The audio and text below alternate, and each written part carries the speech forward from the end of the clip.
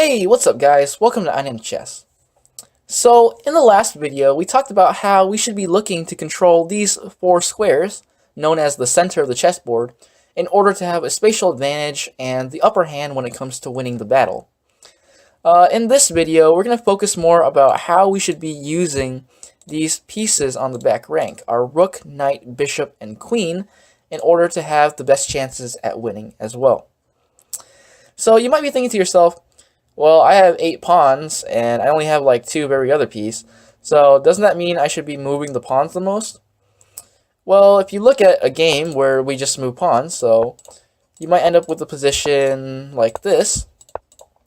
Both players have an equal number of pawns developed, and yes, we each control a bit of the center, but look at all of our pieces in the back.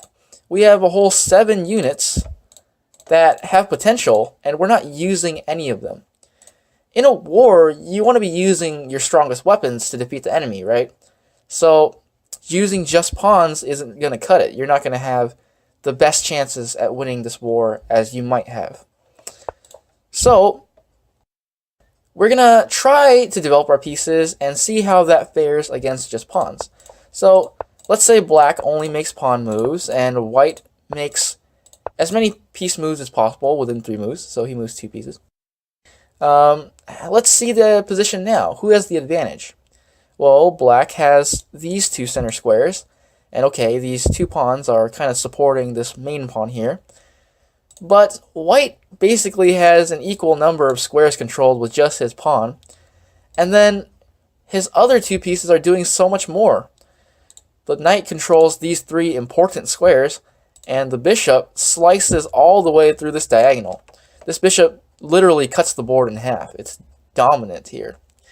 So obviously white is doing a lot better. White has more attacking power, and it's a lot faster for him to send an attack towards the black king than black can send an attack towards the white king. So white is winning. So as a general rule, you want to move your pieces as quickly as possible. You want to develop them rapidly. How do you go about doing that? It's pretty straightforward. You just try to move a piece with every move you make. So early on in the game, you bring out as much as you can. So this is a good position for both players. We can see that we both have 2 pieces developed, and white has room to castle. Black will try to develop this piece eventually, the knight, and then he will also have room to castle very shortly after this.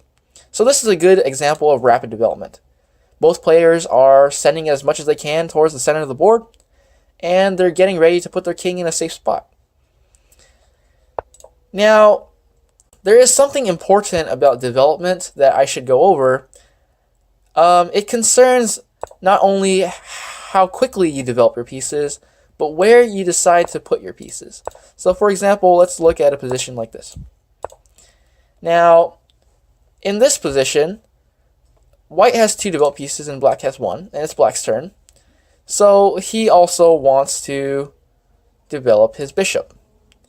Now, let's say black develops it right here. This is considered not as good of a move, and white is considered winning in this position because of something we call active development. So if you rewind here, let's look at how much space black has to move this bishop. So black has any one of these squares, and not this one, because obviously the pawn will capture the bishop if it goes here. So black can develop his bishop along any one of these diagonal squares. But this square is considered worse than, let's say, if black developed to c5. And now why is this?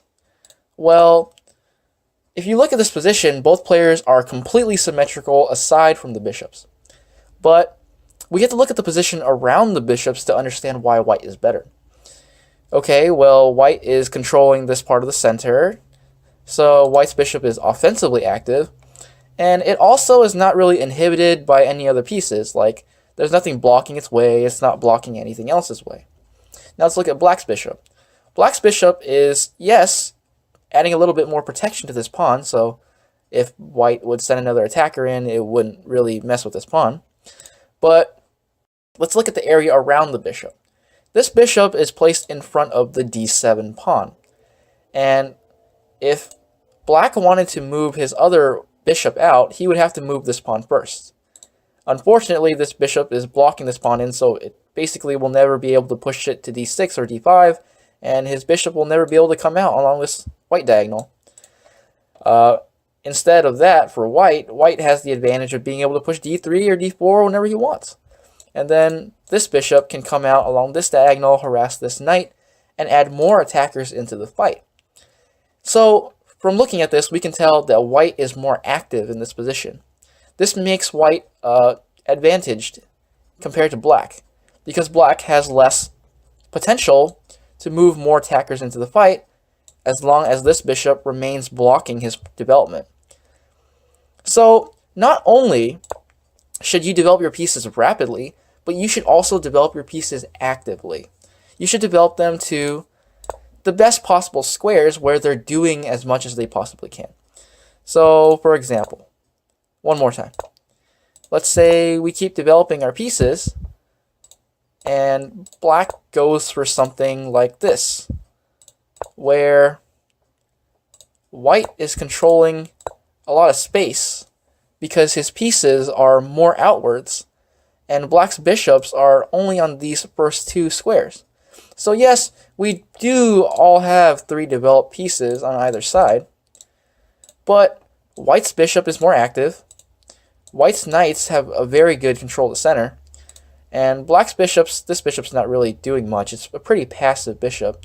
It might have been better developed to maybe b4 to harass the knight.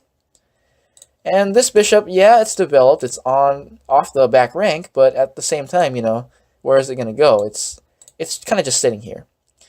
Maybe it would have been better to develop this bishop out, and then it would be doing more. But in this position, white would be considered to have a slight advantage. So overall, we've covered that you want to move your pieces fast. So if you're black, don't do something like this, where you're only moving pawns. Don't do something like this. And also, if you're playing a game where both players are trying to get their pieces out as quickly as possible, you want to move out as quickly as possible. You want to be active. So maybe if you develop your pieces, don't develop them like this. If you're playing black, don't just do this, while white completely controls everything. Maybe don't do this. White is better. White has a lot more space. Black is kind of just sitting here. So that's it for today, guys. Make sure you get your pieces out as quickly as possible. Maximize that army's power. I will see you guys in the next video.